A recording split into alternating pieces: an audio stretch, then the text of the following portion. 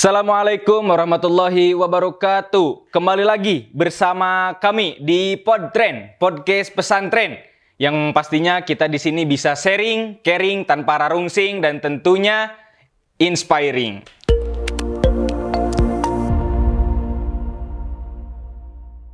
Perkenalkan, nama saya Nasr Muhammad Rizik. Kali ini saya ditemani oleh seorang bintang tamu yang sangat spesial dan tentunya kita mengundang bintang tamu yang tidak biasa. Nah, kebetulan pada kesempatan waktu ini kita ditemani oleh bintang tamu yang sangat luar biasa, yaitu Kang Izhari Ikhlasul Dwi Tama. Nah, yang belum tahu, beliau ini merupakan sosok alumni dari Pesantren Persatuan Islam 31 Banjaran, baik dari jenjang MTS maupun Mualimin. Nah, apa kabar, Kang? Alhamdulillah, baik. Ya. Kita terakhir kali ketemu itu di seminar ya? Ya. Ya, kita ketemu itu pas ketika ada acara seminar. Ya. Waktu itu waktu yang sangat luar biasa ya, meskipun ya sedikit ada nggak karuan dalam hati, karena mungkin dalam kondisi yang cukup berduka ya pada saat itu. Tapi itu merupakan jadi momen pertama kali saya berdiri di depan panggung. Asik. Berbicara di depan banyak orang itu menjadi pengalaman yang sangat luar biasa. Nah, pemirsa, kali ini kita akan mengulik pengalaman-pengalaman yang tentunya akan menginspirasi bagi kita semua tentang Kang Izhari. Nah, Kang, kali ini saya ingin membahas mengenai organisasi. Nah, pastinya kan kita mau di sanawiyah, di mualimin, ataupun ketika kita ingin melanjutkan ke perguruan tinggi, tentunya kita akan dipertemukan dengan organisasi-organisasi yang ada. Nah, sebelumnya saya ingin bertanya dulu nih kepada Kang Izhari. Menurut Kang Izhari, organisasi itu apa sih? Seperti apa organisasi itu? Oke, ya. Bismillahirrahmanirrahim. Sebelum masuk nih ya ke pertanyaan organisasi itu apa, organisasi itu bagaimana, saya ingin banyak-banyak mengapresiasi setinggi-tingginya terhadap tim digitalisasi Pesantren Persatuan Islam 31 Banjaran. Kenapa? Karena memang ini itu sebuah hal yang sangat luar biasa, yang saya rasa dan teman-teman alumni rasa juga. Kenapa? Karena ketika kita kangen dengan asatid, kita kangen dengan bangunan-bangunan pesantren yang memang kita sudah tidak ada di pesantren, lalu oleh tim digital PPI 31 Banjaran ini dibuatkan video, dibuatkan suatu yang memang diupload di media sosial, yang mana kita sebagai alumni itu melihat dan tentunya sangat mengapresiasi, dan itu sangat cukup untuk sangat cukup untuk mengobati rasa rindu kami sebagai alumni ya. Jujur, itu pesan yang, karena sebelum saya datang ke podcast ini, saya nanya dulu kepada rekan-rekan, gimana sih kehadiran tim digitalisasi PPI 31 Banjaran? Ya, respon mereka sangat bagus dan apresiasi. Bahkan mereka ya, teman-teman alumni saya, salam kepada tim digitalisasi PPI 31 Banjaran ini, karena ya ini telah mengobati rasa rindu kami gitu kepada Pesantren Persatuan Islam 31 Banjaran gitu. Terkait organisasi ya tadi, memang ketika berbicara organisasi itu adalah sebuah rangkaian proses yang sangat panjang. Kalau secara normatifnya, organisasi itu adalah sebuah wadah untuk menyatukan pikiran dan membuat program kerja untuk memenuhi kebutuhan anggota yang ada di organisasi tersebut gitu. Jadi sederhananya, organisasi ini adalah jawaban untuk kita yang membutuhkan sesuatu, jawabannya ada di organisasi gitu. Nah, saya kan mengikuti beberapa organisasi juga nih di sekolah, seperti misalkan Universitas Tahsin, Taskil RGUG. Nah, menurut Kang Izhari, ada tidak alasan tertentu bagi Kang Izhari mengikuti organisasi-organisasi yang telah dialami oleh Kang Izhari? Terkait alasan kenapa saya mengikuti organisasi di kampus maupun dulu di pesantren, yang pertama adalah untuk mengasah dan untuk menumbuhkan apa sih yang saya bisa gitu. Karena yang saya rasakan ketika kita masuk organisasi ya, maupun itu di pesantren maupun itu di kampus, kita itu dibentuk untuk dapat mengenal diri kita sendiri. Kenapa? Karena ketika kita sudah mengenal diri kita sendiri, otomatis hal-hal yang baik, hal-hal yang nantinya akan kita berikan kepada organisasi, itu tidak akan menjadi suatu hal yang istilahnya kadang suka ada peribahasa ya, capek di organisasi itu, hanya buang-buang waktu di organisasi itu. Memang selalu hadir ya kalimat-kalimat seperti itu, tapi bagaimana caranya kita untuk mampu menyikapi hal tersebut sehingga pesan yang ada di dalam organisasi itu bisa bermanfaat untuk diri kita sendiri gitu. Gitu sih. Ya memang ada beberapa orang yang beranggapan bahwa berorganisasi itu mereka beranggapan melelahkan. Ya. Tapi ternyata ketika kita berorganisasi, ternyata di dalamnya itu kita hanya tidak menguruskan sebuah permasalahan tertentu, tapi kita juga sebenarnya bisa mencari pengalaman di dalam organisasi tersebut. Nah, misalkan kita juga bisa dilatih secara public speaking. Orang yang tidak bisa berbicara di depan banyak orang, tetapi ketika mereka memasuki organisasi, mungkin public speaking mereka itu terlatih. Nah, mereka jadi bisa berbicara di hadapan banyak orang dengan percaya diri. Nah, pertanyaan selanjutnya nih, Kang. Ada tidak, kita kan selaku muslim nih, ada tidak hukum atau dalil yang mengkhususkan bahwa kita itu diperintahkan untuk berorganisasi? Oke. Dalil ya, kalau berbicara tentang dalil di Al-Quran dan organisasi, saya pribadi khususnya ketika ada di surat Al-Baqarah ayat 30 terkait Allah Subhanahu wa Ta'ala menurunkan manusia ke bumi itu untuk menjadi seorang khalifah. Dan ketika berbicara khalifah itu artinya pemimpin. Pertama, harus diingat, kita sebagai manusia sudah mempunyai sifat kepemimpinan. Perlu jadi catatan. Kenapa?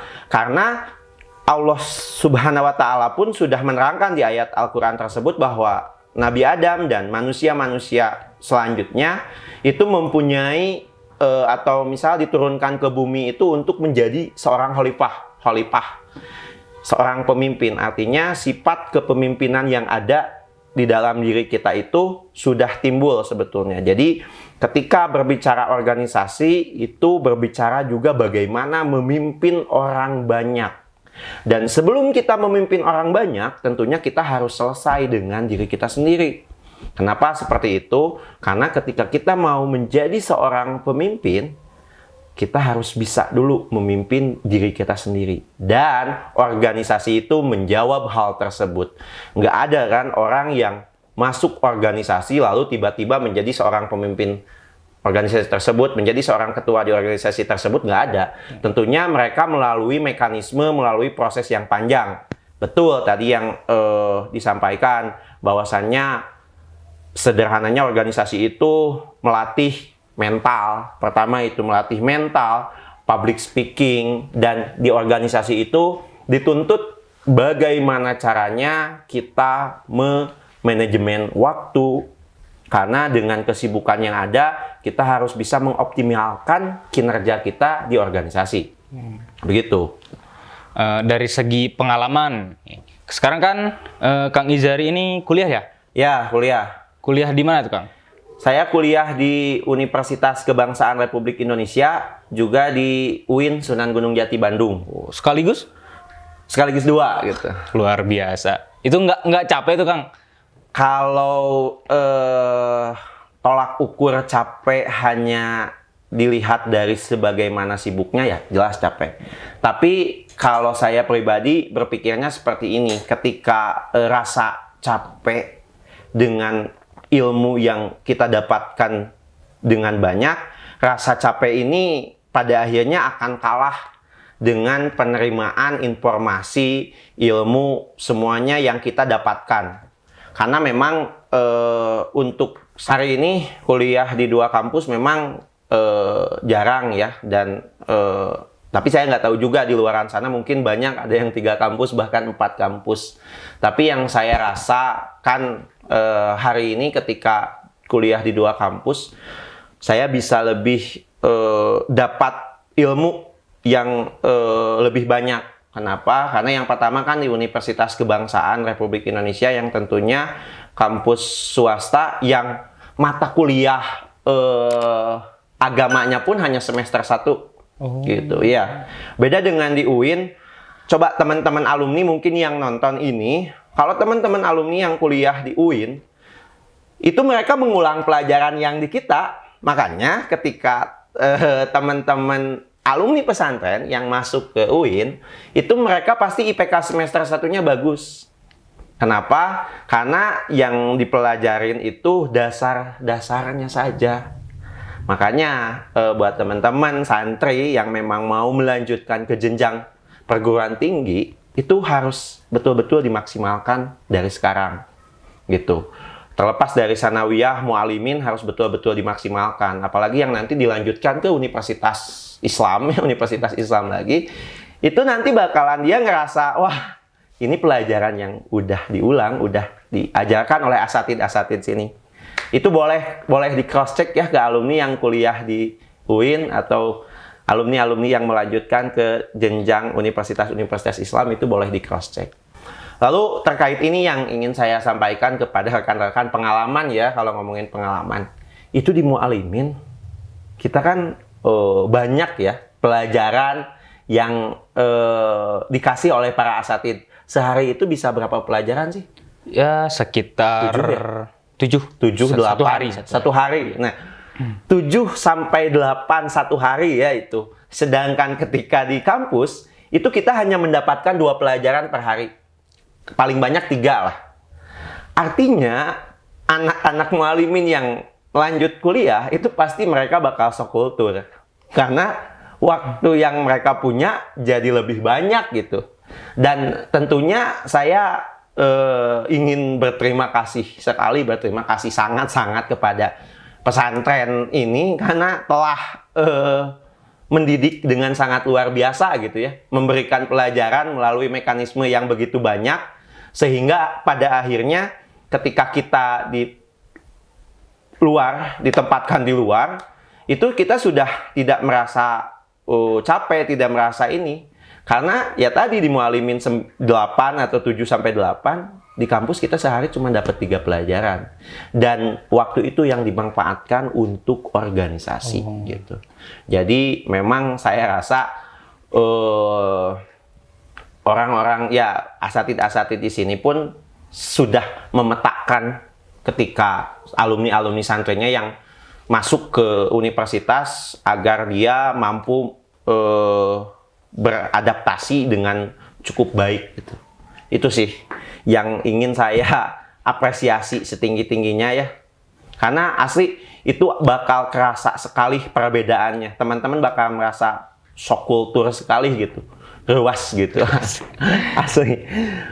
Nah, jadi untuk teman-teman yang masih bersekolah di pesantren ini ataupun yang sudah lulus menjadi alumni, jangan pernah menyia-nyiakan belajar di sini. Kenapa? Karena seperti yang dibicarakan tadi oleh Kang Izari, ketika kita masuk ke perguruan tinggi, nah kita itu hanya mengulang ya. Nah, jadi kalau kita belajar dengan sungguh-sungguh di sini, ketika kita masuk perguruan tinggi pun, ya itu tidak akan terasa sulit. Karena kita hanya mengulang pelajaran yang ada di sini. Itu universitas Islam ya, nah, itu beda lagi. Tapi kalau yang universitas swasta, karena ada pelajaran MKDU ya, namanya mata kuliah dasar umum, pelajaran agama, itu pasti nilainya A, otomatis A. Karena yang ditanyakan itu rukun iman ada berapa, itu kan ya saya rasa itu hal-hal yang memang dasar di pesantren ya, tapi beda kalau misalnya teman-teman kita yang sekolah di luar ya, pasti mereka harus lebih ada effort yang lebih untuk mencari itu. Sedangkan kita itu sudah tertanam kan di dalam diri, dalam pikiran gitu kan. Itu. Lalu yang saya temukan lagi ya ketika bicara pesantren dan kampus, itu pas PLKJ. Tuh. Itu PLKJ. Karena dulu saya menganggap gitu ketika PLKJ lalu buat kayak tulis, ya sudah ini untuk pembelajaran di pesantren saja gitu. Ya saya ikuti. Tapi ternyata memang ketika di kampus, itu luar biasa sangat terpakainya. PLKJ nih ya, ketika teman-teman yang lain bingung, yang bukan lulusan, ya yang mungkin di sekolahnya tidak ada PLKJ, bingung gitu. Ini KKN tuh kita harus ngapain? Pengabdian ke masyarakat tuh kita harus ngapain? Sedangkan kita yang sekolahnya sudah di Mualimin, sudah melakukan PLKJ, ya udah ada pengalaman dan gambaran. Tentunya itu dengan mudah gitu. Sangat ya bukan menyepelekan, tapi sudah bekal pengalaman yang saya rasa itu sangat cukup gitu. Karena ketika kita terjun ke masyarakat, melakukan pengabdian kepada masyarakat, pendidikan paling awal itu yaitu pendidikan moral, pendidikan agama Islam yang harus kita bangun. Karena hal-hal teknis yang lain itu nanti ketika pondasi awalnya sudah kuat, itu makanya ketika ya jadi curhat sedikit ya dari KKN, makanya ketika saya KKN kemarin itu ya kita mulai mensasar ke anak-anak kecil yang memang tidak mendapatkan asupan-asupan atau ilmu-ilmu tentang keagamaan gitu. Karena saya rasa itu adalah pondasi awal gitu. Ketika kita melakukan suatu hal yang lebih baik lagi itu. Dan juga terkait pengalaman organisasi memang cukup panjang juga ya terkait itu. Ketika memang kita membicarakan kepemimpinan ya tadi, lalu manajemen waktu. Tentunya anak-anak mualimin itu dia mampu memanage waktu yang begitu baik gitu. Kenapa? Di mualimin pun dia diberi 8 pelajaran masih sanggup sampai sore. Di kuliah hanya 2, hanya 3. Tinggal pertanyaannya, nanti kamu di kampus mau maksimalin waktu itu di bagaimana? Nah, jawabannya adalah organisasi gitu. Karena kampus itu bukan hanya ruang untuk mendapatkan ilmu pembelajaran. Bukan hanya ruang untuk kuliah saja. Jauh dari itu, kampus itu adalah untuk mencari relasi, membangun pertemanan, juga mendapatkan pertukaran informasi.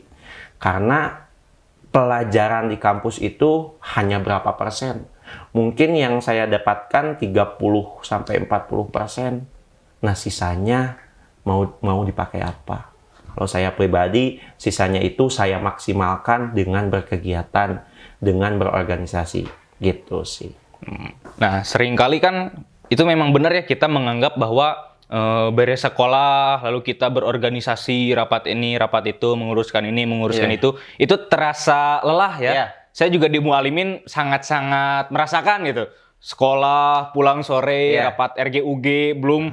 Kadang di sini kan malamnya ada dakwah RG, ada diskusi RG. Banyak orang yang sering mengeluh, tapi itu menurut saya, kita lebih baik capek dalam hal yang baik daripada kita capek dalam hal yang sia-sia. Misalkan kita pulang sekolah, kalau di umum kan meskipun mereka berorganisasi, tapi kan belum tentu mereka mempunyai jadwal yang padat seperti di kita. Nah, kadang ada orang yang menyia-nyiakan waktunya pulang sekolah, nongkrong, sampai malam, pulang subuh. Itu kan sangat-sangat membuang-buang waktu buat saya. Saya ingin bertanya lagi nih, Kang. Organisasi apa saja yang pernah diikuti oleh Kang Izhari mulai dari MTS, Mualimin, baik di perguruan tinggi? Kalau di MTS, organisasi, marching band masuk organisasi ya? Masuk. Nah, marching band dulu itu saya sebagai apa marching band? Sebagai tenor. Iya sih, tenor suka dianggap sepi ya. Iya. Tapi sekarang marching band masih ada yang megang tenor. Laki-laki? Iya, laki-laki. Kalau terakhir ada, tapi karena sekarang kepotong oleh COVID, jadi tidak kembali terrealisasi. Oh, oke. Dulu tuh saya ikut marching band waktu MTS, parebut alatnya. Mungkin sekarang untuk parebut sudah banyak ya si alatnya. Dulu tuh parebut kalau mau latihan, dan itu menjadi pengalaman yang cukup menarik gitu ya. Lalu lanjut di Mualimin, saya mengikuti organisasi Sancaka ke pecinta alaman, dan lanjut di perkuliahan memang yang awal itu internal kampusnya saya mengikuti Himpunan Mahasiswa Ilmu Komunikasi. Jadi organisasi tersebut tuh memang organisasi yang selalu ada di tiap jurusan kampus masing-masing.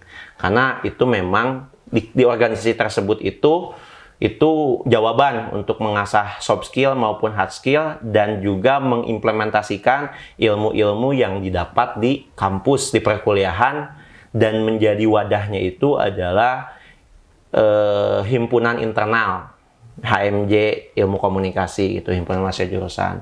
Lalu saya masuk di organisasi eksternal di himpunan mahasiswa Islam.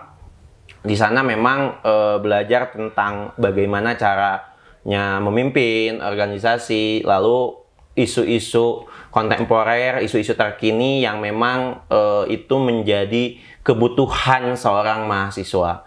Karena kan menjadi seorang mahasiswa itu tidak hanya kuliah.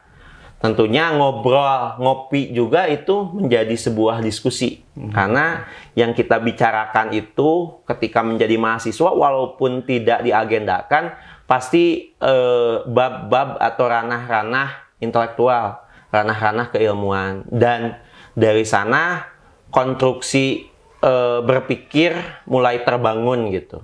Dan juga banyak ya organisasi eksternal di kampus juga. Lalu di luar kampus juga saya beberapa mengikuti forum-forum diskusi kayak seperti Ikatan Mahasiswa Komunikasi Indonesia (IMIKI). Lalu saya juga menjadi founder pendiri Aliansi Keluarga Mahasiswa Kota Kembang gitu. Itu adalah organisasi yang dibuat khusus untuk mengawal isu-isu pemerintahan gitu. Karena menjadi seorang mahasiswa itu bukan hanya untuk memenuhi kapasitas pemikiran individu, tapi kita juga harus menjawab apa yang dibutuhkan masyarakat gitu. Karena nanti kalau teman-teman sudah masuk kuliah ya, itu teman-teman bakalan kenal dengan tugas pokok dan fungsi mahasiswa itu apa aja, menjadi agen perubahan, agen pembawa agen perubahan, dan juga iron stock, dalar naya kritis, daya kritis teman-teman itu memang sangat diasah ya di sana. Bagaimana kita harus bisa bermanfaat untuk orang lain gitu kan. Karena sejatinya menjadi mahasiswa itu kita adalah penyambung lidah dari kebijakan pemerintahan ke masyarakat gitu. Jadi kita sebagai mahasiswa itu berdiri di jajaran masyarakat gitu. Itu sih yang saya rasakan selama ini gitu ya, ketika menjadi seorang mahasiswa. Lalu bagaimana caranya ikut demonstrasi dengan paham apa isu-isu yang memang akan menyengsarakan rakyat gitu. Karena memang menjadi mahasiswa itu tidak hanya memikul beban pribadi, tapi memikul kepentingan banyak orang. Nah, itu yang kenapa orang-orang ya mahasiswa itu sangat bangga sekali dengan titel dirinya menjadi seorang mahasiswa. Coba, mahasiswa itu salah satu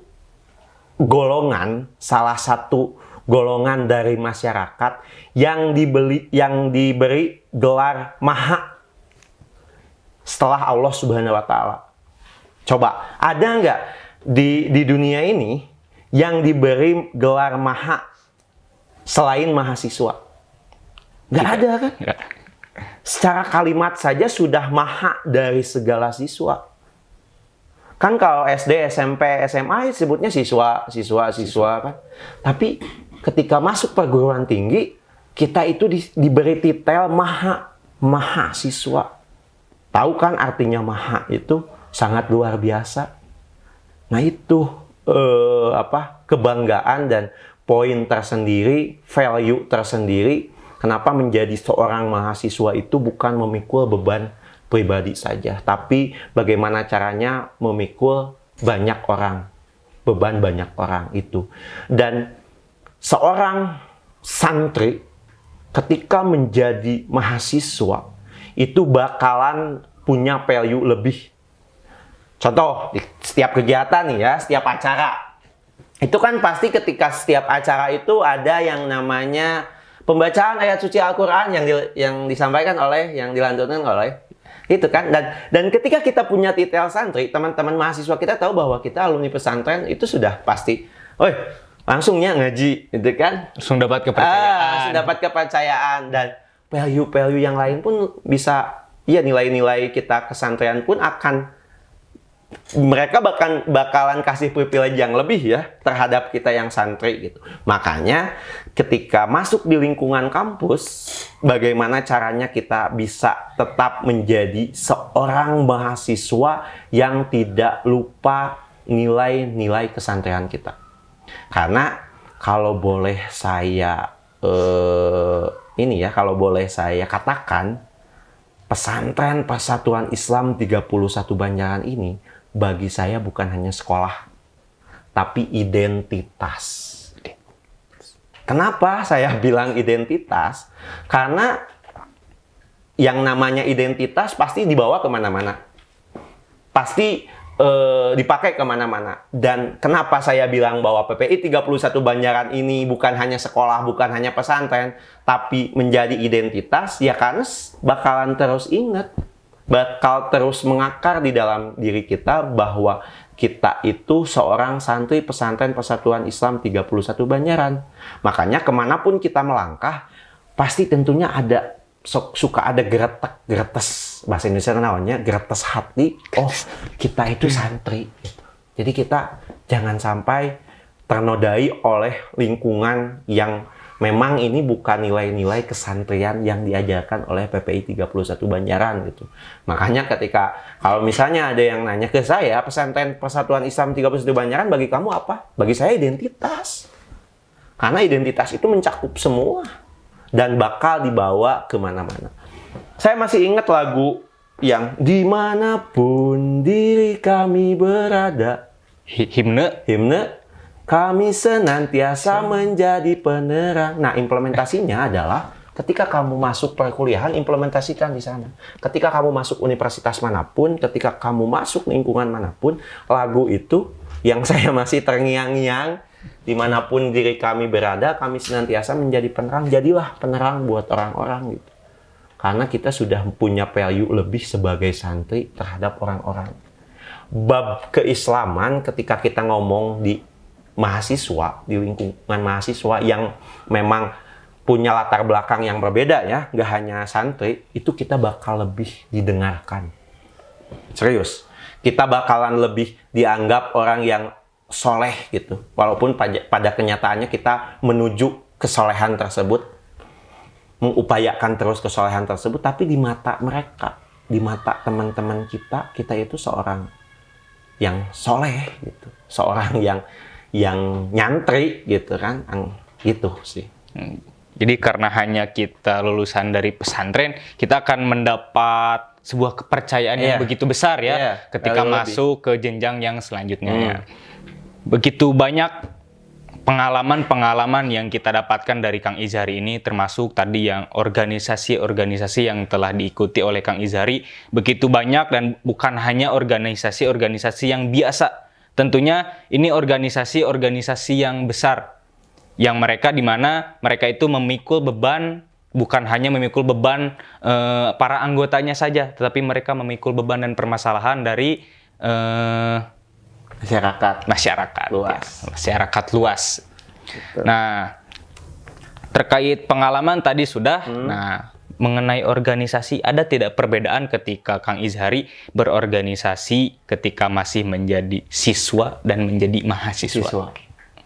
Jelas sangat berbeda ya, jelas sangat berbeda. Kenapa? Karena ketika memang organisasi di tingkatan kita ya, di mualimin maupun di pesantren ya, istilahnya kita masih diawasi dan dikontrol gitu. Karena organisasi di pesantren itu saya rasa itu pembentukan identitas yang tadi nyambung ya apa yang tadi saya sampaikan, bahwa pembentukan identitas, pembentukan jati diri yang mana ketika sudah melenceng, sudah ini pasti akan selalu ada counter, akan selalu ada pengingat, dan itu bagus untuk membangun identitas. Tapi ketika berbicara di organisasi di kampus, ya inovasi dan kreativitas kita memang betul-betul silahkan gitu. Silahkan tuh dalam tanda kutip ya. Kita mau buat diskusi, mau buat program kerja apapun ya begitu bebas gitu. Silahkan saja gitu. Kita cari uang sendiri, kita kerjakan sendiri, kita eksekusi bersama-sama, dan tentunya dengan nilai yang memang telah diadopsi. Karena secara garis besarnya yang namanya organisasi, mau di pesantren, mau di kampus, dah gitu-gitu kene sebetulnya mah. Sama sebetulnya mah. Hanya yang membedakan adalah apa yang kita lakukannya saja, apa yang kita berikannya saja, spektrumnya yang lebih diperluas gitu. Kalau di sini mungkin kebutuhan organisasi itu untuk anggotanya kayak RGUG, bagaimana dia memfasilitasi dakwah RG untuk memberikan ilmu terhadap santri-santri. Lalu organisasi kepecinta alaman yang menjawab kebutuhan kepecinta alaman, juga santri sehat. Itu kan spektrum yang dapat diakses oleh kita, oleh santri. Tapi ketika di kampus kita bisa lebih luas, melibatkan masyarakat banyak, melibatkan unsur-unsur semua pihak bisa terlibat gitu. Dan tentunya itu tidak terlepas dari pembelajaran yang saya dapatkan di organisasi pesantren gitu. Kenapa seperti itu? Ya karena saya telah diberikan pondasi. Saya telah dibentuk identitasnya di sini. Jadi buat santri-santri yang memang merasa lelah ya, jadi capek, ya teman-teman ya kalian belum merasakan gitu. Teman-teman belum merasakan bagaimana nikmatnya nanti berorganisasi di luar gitu. Makanya karena begini, ketika proses yang hari ini kita maksimalkan, saya rasa kedepannya pun pasti dia akan mendapatkan hasil yang maksimal gitu. Jadi untuk saat ini ya silahkan kalian mau berleha-leha, namun nanti tidak akan mendapatkan hasil yang sangat maksimal gitu. Jadi jangan menyia-nyiakan peluang yang ada. Ya, jangan menyia-nyiakan peluang dan waktu yang ada gitu. Kita bakalan terus dikejar oleh waktu, dan maksimalkan waktu kita gitu. Dan tentunya ketika ingin memaksimalkan waktu, kenali dari sekarang, kenali diri kita itu lebih interest, lebih suka kemana. Kenali dari diri kita sekarang, hari ini ya, ketika menjadi santri, kita lebih asik kemana, kita lebih kenali. Agar nanti ketika di perkuliahan, kita bakalan lebih ngabret, wah istilahnya lebih ngeri. Karena begini loh ya, ketika teman-teman saya yang punten ya, katakanlah di mualimin atau di pesantren tidak begitu mentereng ya, tidak begitu aktif. Tapi ketika di kampus jadi orang-orang yang megang struktural gitu. Itu tuh telah berlangsung sejak lama. Itu faktanya teman-teman bisa cari loh. Orang yang memang masuk di pesantren ini yang kelihatannya tidak begitu mentereng. Bahkan saya pribadi ketika di pesantren ya tidak terlalu bagus lah gitu. Tapi ketika di kampus itu bisa lebih mentereng. Kenapa? Karena memang di kampus kita memang betul-betul diberikan suatu hal yang kita suka dan kita dapat dan kita banget gitu, yang diberikan oleh organisasi, yang diberikan oleh kampus itu kita banget. Makanya ketika masuk universitas tuh ada penjurusan ya, banyak gitu, tidak majemuk gitu. Karena itu sudah harus menjuruskan disiplin ilmu dan keahlian kita gitu. Asli ini mah fakta ya, fakta ketika teman-teman yang di apa ya, di Mualimin maupun di Sanawiyah tidak mentereng, lihat aja di kampusnya gitu. Itu justru lebih mentereng dan lebih bagus. Bahkan ya yang mentereng di sini, yang mentereng yang kelihatannya ngeri gitu di Sanawiyah Mualimin, di kampus bakal lebih ngeri, bakal lebih eksistensinya tuh dia bakalan lebih kelihatan gitu. Asli itu. Boleh di cross check lah kalau nggak percaya. Serius. Jadi kalau misalkan tadinya yang dia orangnya itu pasif, Ya. tara cicingan gitulah Cicingan, istilahnya ya. mah. Tapi ketika mereka memasuki perguruan tinggi, mereka mendapatkan perubahan yang sangat besar. Ya. Mereka menjadi orang-orang yang berpengaruh. Mereka menjadi orang-orang yang bisa mengungguli teman-temannya, teman-teman yang lain di perguruan tinggi tersebut. Nah, tapi nih, Kang, berbicara tentang yang tadi perubahan. Nah, kalau saya secara pengalaman pribadi, ada nih teman, aduh maaf ya ini membicarakan seorang teman, dia tuh pendiamnya tuh apa ya? Kalau penyakit mah akut. Jadi dia tuh nggak pernah ngomong, kalau ditanya cuma ngangguk aja nih, jeung gideg. Nah, bagaimana pendapat Kang Izhari mengenai orang tersebut? Apakah dia bisa berkembang ketika nantinya atau bagaimana? Saya selalu percaya setiap orang punya kelebihan masing-masing. Mungkin kelebihan dia bukan di sana gitu. Gini deh, analogi yang lebih sederhananya, kita sebagai manusia itu diberikan kelebihan yang berbeda-beda. Tentunya kita tuh tinggal kitanya sendiri yang udah menemukan atau belum. Itu pertanyaannya. Kita harus yakin bahwa kita oleh Allah Subhanahu wa taala itu diberikan cukup ilmu yang disiplin ilmu yang berbeda-beda. Jadi kita nggak bisa nih samain keahlian kita sama orang. Bisa aja mereka lebih bagus ya di bidang itu, kita lebih baik ya di bidang ini gitu. Jadi dan kenapa di pesantren ini kita yang beda-beda keahlian, yang beda-beda bidang, tapi diajarkan semuanya gitu. Itu untuk pembentukan identitas ya. Itu kadang suka ada santri da urang mah teresep ditalar tuh, nah ditalar wae.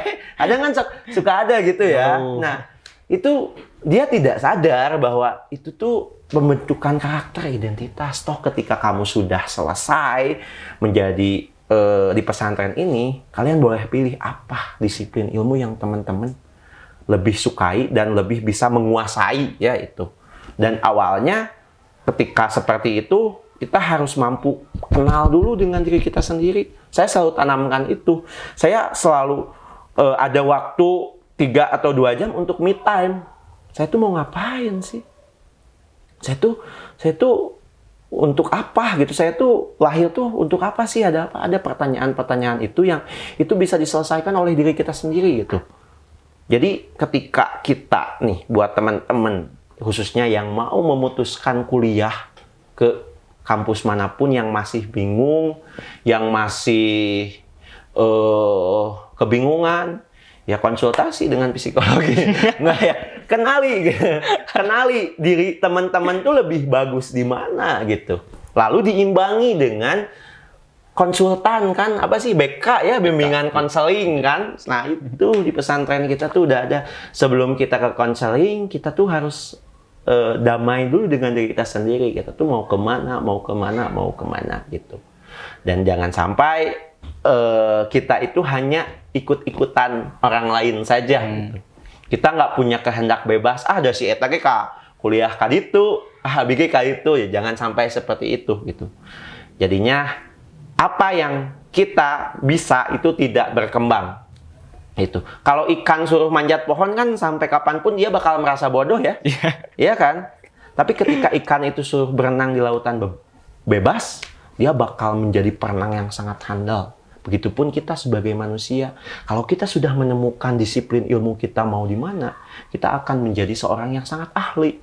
Tapi ketika kita terjebak dalam satu hal yang memang kita tidak bisa dan kita tidak mampu, ya sampai kapanpun kita akan merasa bodoh. Gitu. Jadi intinya kita harus mengenali jati diri kita sendiri ya. Iya. Jadi supaya kita mempunyai pendirian.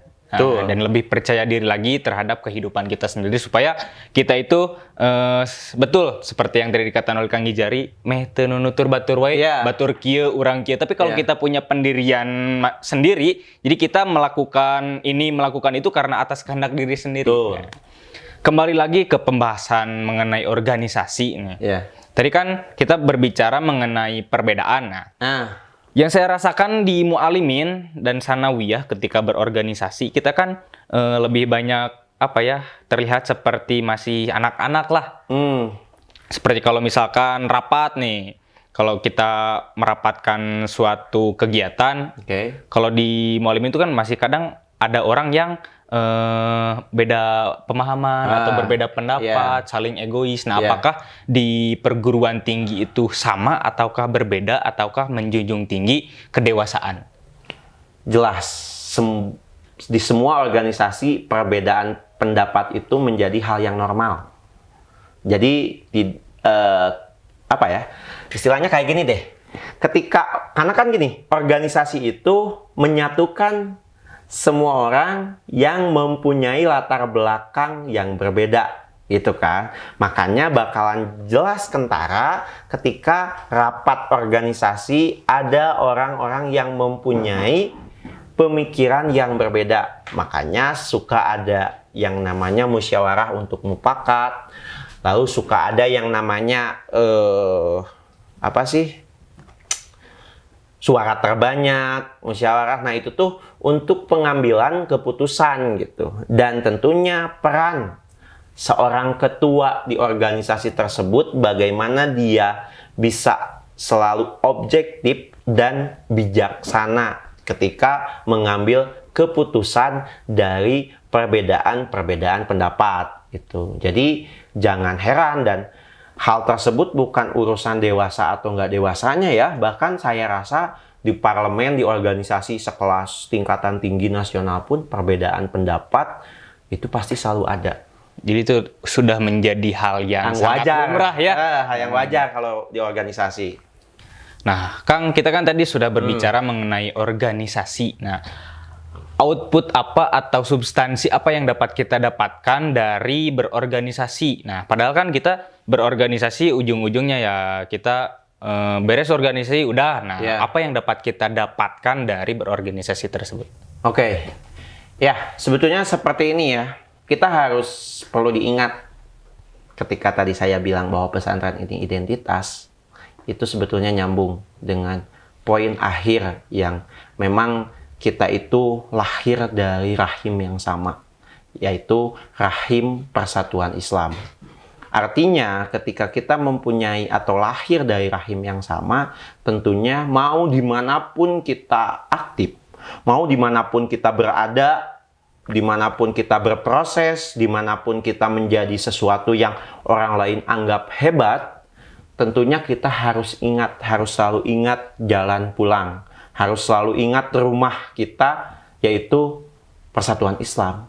Dan kita sebagai pemuda, itu di persatuan Islam ada wadah organisasi, yaitu Pemuda Persis, Pemuda Persatuan Islam. Yang mana Pemuda Persatuan Islam itu adalah tombak ujung, tombak Persis gitu. Karena ketika kitalah yang akan nantinya menjaga terus regenerasi nilai-nilai keislaman, nilai-nilai apa yang dicita-citakan oleh persatuan Islam, yang merawatnya itu adalah kita sebagai pemuda Persis gitu. Makanya ketika teman-teman aktif dimanapun teman-teman berada, jangan lupa pulang. Jangan lupa pulang ke sini. Jangan lupa pulang ke rahim ibunya, yaitu persatuan Islam. Itu karena saya pun ketika memang aktif dimanapun, di organisasi kampus, di organisasi luar kampus, eksternal, saya juga aktif di Pemuda Persis. Karena saya rasa Pemuda Persis itu bekal pisurgaeun lah. Saya selalu ingat kata almarhum Ustadz Padli Robi. Sederhana cita-cita orang asup pemuda Persis mah mengke maot loba nu nyolatan. Sok ayeuna ente aktif di organisasi manapun. Nya cuek we gitu. Tidak ada keterikatan yang begitu emosional gitu. Kalau di sini kan di pemuda Persis kita mendapatkan ikatan emosional dari rahim yang sama, dari satu rasa yang kita cita-citakan. Gitu sih. Intinya mah ya, jangan lupa pemuda Persis. Jadi apa yang kita lakukan dalam berorganisasi itu tidak sia-sia ya Kang Iya. ya? Karena kita ini akan menjadi kader-kader penerus bagi Persatuan Islam. Nah, Kang, selain berorganisasi, kesibukan apa lagi yang sedang Kang Izhari lakukan? Untuk kesibukan menjadi seorang mahasiswa, alhamdulillah saya mata kuliah sudah selesai. Mungkin sekarang itu sedang menggarap skripsi. Skripsi saya juga tentang Persatuan Islam. Saya spoiler ya judul skripsi saya, gak apa-apa kan? Boleh. Pola komunikasi pimpinan pusat Persatuan Islam dalam mendorong partisipasi politik jamaahnya. Itu skripsi saya tentang Persis juga. Lalu alhamdulillah saya pun sekarang menjadi humas dan digital konten di MI Persis 119 Cihamerang gitu. Itu sih kesibukan saya untuk hari ini ya. Karena saya juga sudah mengurangi intensitas organisasi saya karena saya dulu aktif itu awal-awal semester gitu. Jadi ini pun perlu jadi catatan ya, jangan sampai kita terus terromantisasi oleh organisasi ya, karena tidak sedikit orang pun yang terlulus-lulus karena betah di organisasi. Nah, ini pun harus menjadi catatan teman-teman ketika memang memasuki semester 8 akhir, itu harus sudah sadar akan tanggung jawab sepenuhnya gitu. Tanggung jawab akhir seorang mahasiswa ya adalah skripsi. Tanggung jawab kamu sebagai mahasiswa ya adalah kuliah gitu. Jadi jangan sampai teman-teman aktif di organisasi kuliah itu juga salah ya. Gitu. Karena banyak juga yang seperti itu. Jadi tanggung jawab teman-teman tetap adalah kuliah. Tanggung jawab akhir teman-teman sebagai mahasiswa itu skripsi dan wisuda. Itu kan yang orang tua kita inginkan, itu hanya itu sebetulnya, sederhana gitu, dan pulang ke rumah. Jadi jangan sampai teman-teman juga terbuai gitu, jangan sampai teman-teman terromantisasi terus di organisasi, tanggung jawab sebagai mahasiswa itu beres-beres itu sih. Jadi harus betul-betul sadar akan tanggung jawab kita sebagai mahasiswa gitu. Nah, jadi meskipun kita berorganisasi, tapi kita tidak boleh lupa terhadap kewajiban pribadi kita sebagai santri, sebagai mahasiswa, dan apapun itu. Nah, Kang, ini sebagai pertanyaan terakhir nih. Oke. Bukan pertanyaan sih, apakah ada yang ingin disampaikan oleh Kang Izhari kepada teman-teman di rumah mengenai keorganisasian? Ya, perlu diingat untuk teman-teman semuanya, Pesantren Persatuan Islam 31 Banjaran itu adalah identitas. Identitas yang akan terus kita bawa. Oke, kita alumni, tapi kita bukan mantan santri. Tentunya hal-hal yang berbau keislaman harus terus kita pelajari. Dan harus terus kita kembangkan. Kalau kita di pesantren itu untuk belajar, setelah kita selesai di pesantren itu untuk mengimplementasikan nilai-nilai keislaman yang diajarkan oleh pesantren.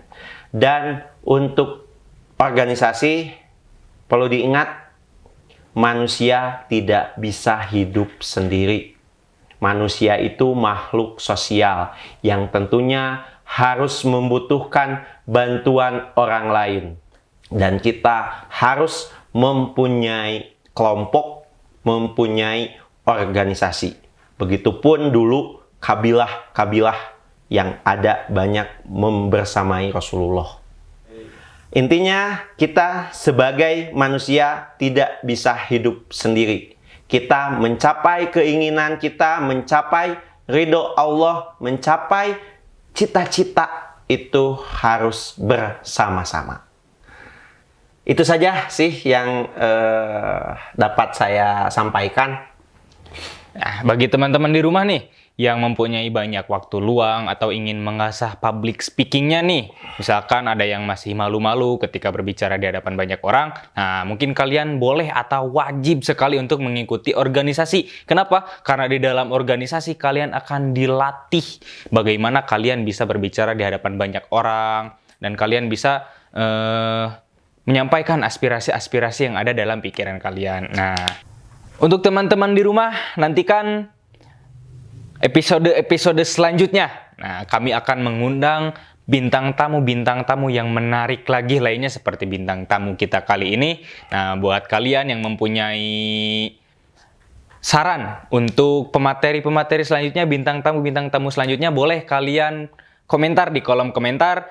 Kami pamit undur diri. Saya Nasr Muhammad Rizik dan bintang tamu kita kali ini Kang Izhari Ikhlasul Dwi Tama. Kami pamit undur diri. Assalamualaikum warahmatullahi wabarakatuh.